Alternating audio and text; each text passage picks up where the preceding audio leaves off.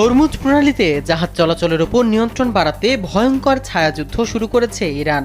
দেশটি বিশ্বের অন্যতম ব্যস্ত এই জলপথে আন্ডার ওয়াটার ড্রোন মোতায়েন করেছে।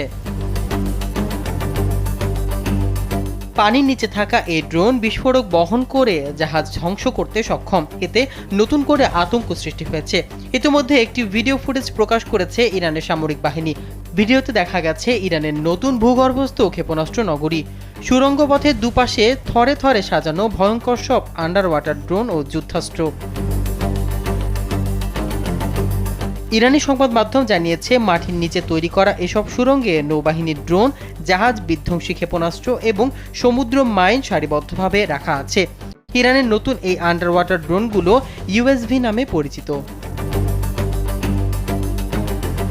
পানির নিচে থাকা এই ড্রোন বিস্ফোরক বহন করতে সক্ষম, পাশাপাশি আঘাতের সঙ্গে সঙ্গে লক্ষ্যবস্তুকে ধ্বংস করে দেয়।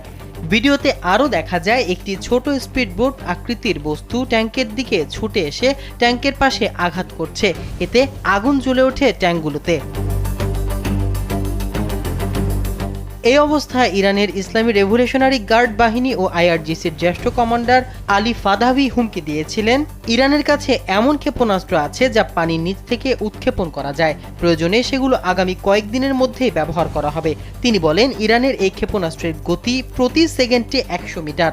ভয়ঙ্কর এই অস্ত্র শুধু ইরান ও রাশিয়ার কাছে আছে।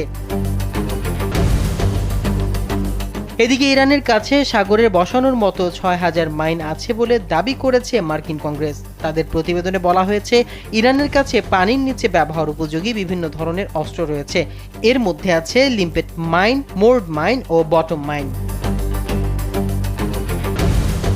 লিম্পেট মাইন জাহাজের গায়ে লাগিয়ে দেওয়া হয়। বোর্ড মাইন যা পানির নিচে ভাসমান অবস্থায় থাকে, কিন্তু জাহাজের সংস্পর্শে এলেই বিস্ফোরিত হয়। এবং বটম মাইন সমুদ্রের তলদেশে স্থাপন করা হয়।